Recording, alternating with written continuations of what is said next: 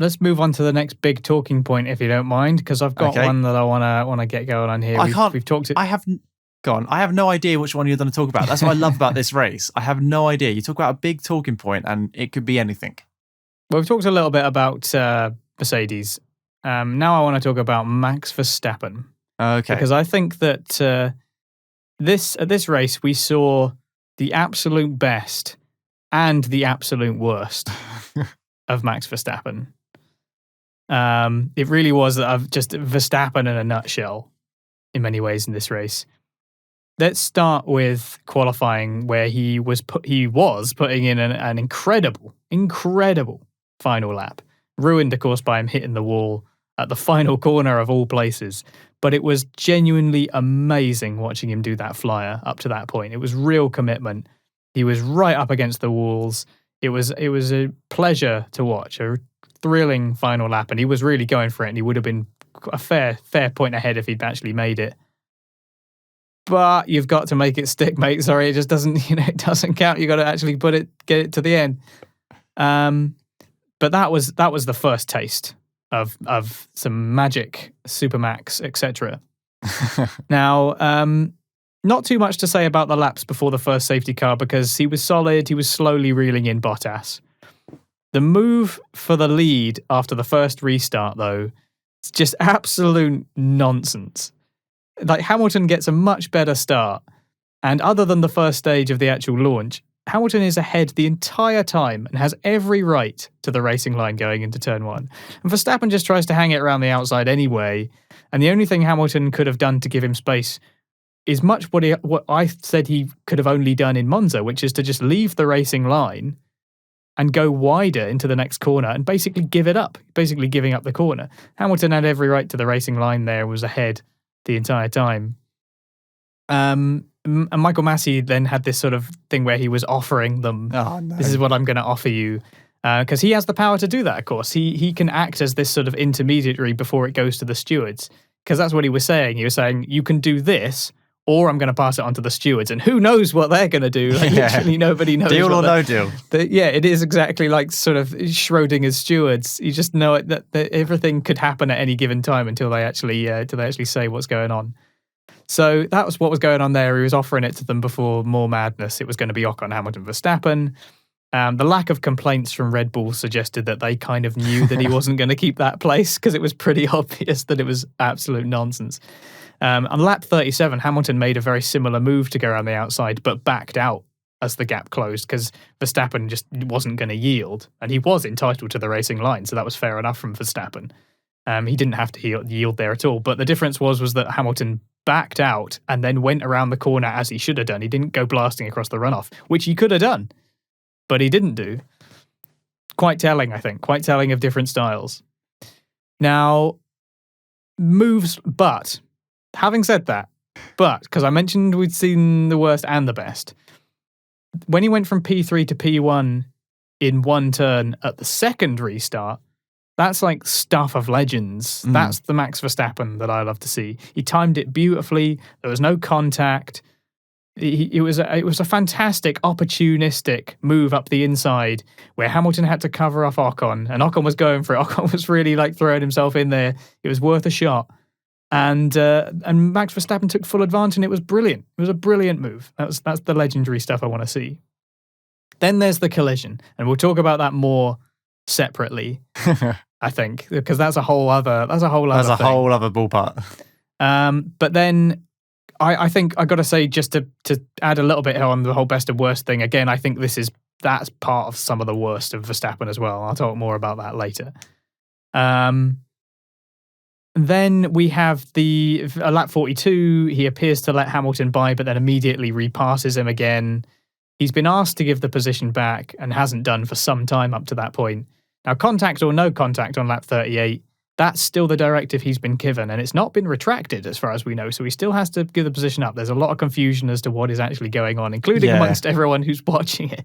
In my notes, I think one of my notes is just lap 41, what is even happening? Is he supposed to give it back or what? I'm going to skip over that bit so that we can talk about, because I've got a bit about the collision, but we'll talk about that later. So yeah, he then just goes straight past again after that point. And I don't know if that's exactly what the rules say, but it doesn't seem very sporting to me when it comes to the idea of returning a position. The only other incident I can think of is Hamilton overtaking Raikkonen by cutting the chicane at the 2008 Belgian Grand Prix. And he did a very similar thing where he let Raikkonen go past and then just retook the position shortly after. Hamilton, by the way, got a 25-second penalty for cutting the corner and gaining an advantage then. So that shows you that the stewards have actually got a lot more lenient over time. He got a 25-second penalty for that.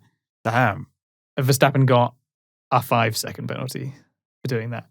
So I think that's quite telling as well. It used to be a lot harsher. So on the one hand, you have this Max Verstappen with incredible speed, incredible moves to take positions, but just is occasionally just too aggressive. It just dials the gamesmanship up so high to Michael Schumacher style levels that it just makes you think a bit like, can you just not do that? Can you just not pull that kind of stuff sometimes? It's very, very frustrating because he is such a brilliant driver. And I think Niki Lauda said it best in that he talked about how, Niki Lauda said that Verstappen was this sort of truly generational talent, was amazing, but just spoilt it by being overly aggressive, and that he need to learn how to dial that down, how to have that as controlled aggression sometimes. And it still seems to be the case with Verstappen. And I say this after having said before that I thought that he'd really matured, and in some ways he has, and in other ways he kind of hasn't. So what do you make of all of that, Shane? Do you think Max Verstappen comes out of this looking any different, any better, any worse?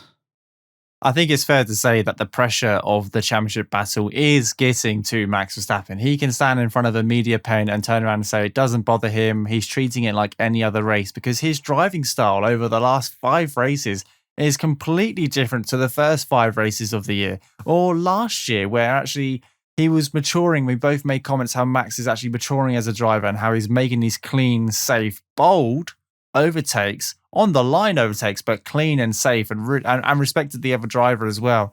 And now we're getting into the realms where, actually, like you mentioned, into turn 1, where Lewis was going for the overtake and Max just forced him wide. And Max just cut straight across that corner, and Lewis rejoined like almost where he went off. And I thought that's the difference between drivers in completely different stages of their career, because Max is this young blood who's thirsty, who really wants his first world championship, and you could almost say will do anything to secure it. And Lewis is obviously has been driving for a long time in Formula One, and I'm not saying he was an angel when he first joined at all, because drivers mature across their whole career, but he's certainly the more mature driving now, and you can see the difference in driving style on track. You really can. That where Lewis backs out of a closing gap, Max won't, and he'll just cut the corner. Max isn't afraid to close the door. We've seen it in Brazil, going into the second sector where he forced Lewis off. That was we all thought that was a bit touch and go. And this week we've seen it again. I don't like it. I don't like it because we're seeing more of the aggressive Max who's not respecting the track and not respecting other drivers compared to the brilliance. And yes, you are right. We saw some absolute brilliance from Max Verstappen today. Well, this whole weekend, the pace in qualifying was something to be proud of. If he had just kept it around the final corner, he would have got 3, maybe 4 tenths on the Mercedes. It was crazy the amount of pace, and that would have been a massive one up to Red Bull going into the race. But no, he just got on the throttle a little bit early, and I think that's just a mistake. But what isn't a mistake is strategically pushing off your competitor, or closing the door, or rejoining in a manner which I don't think was safe. Where he joined the track at a 90-degree angle. He came like 180 degrees onto the track, went sideways on, and then full lock to the right. Whereas when Lewis or any other driver went off, they join with the track, coming on to the side of it was a big difference, and it was really noticeable this race. And I really, as much as I love this drama and I love this championship battle and how the gods have aligned that we're going into this final race on the same points, it's absolutely mind-blowing. But I am a little concerned about this final race. I am concerned about Dubai. And actually, Max is still leading the championship. He's still leading on race wins. Like, he's got everything to lose, whereas Hamilton's got everything to gain. So one's being aggressive in defending and one's being aggressive in attacking. I am a little bit worried that actually, if Max and Lewis came together and took each other out, and it wouldn't be the first time this year, Max would win. Mm-hmm. And I'm not saying anything, but that is the reality of the situation. And we've seen some very aggressive moves from both drivers, but some more clean than others. And we've got one race to go, and both drivers are, Lewis's title. If he gets this 8th title, he will be the most successful Formula One driver of all time. Undisputed. He's already got the most wins and the most poles and the most podiums. But if he collects an 8th Drivers' World Championship, he's topped the lot. And Max, he wants his first. He wants to be the one who takes it away from Lewis Hamilton. And up until this weekend, we've had this brilliant title fight. Yes, we've had some controversy on track before, but it's all kind of been in the spirit of racing and honest mistakes, I do believe. But I just feel like this weekend it was just a little bit too far, and we haven't even spoken about the incident where they touched. So it's a real hard one, and we get a lot of comments about sitting on the fence. But this is the one I'm definitely saying that I feel like Max was more aggressive than he should have been and more at fault for the majority of the contact or the majority of the incidents in that race. But that's not to say that he isn't a fantastic driver, because he knows exactly what he's doing, and that's what makes him aggressive but fantastic.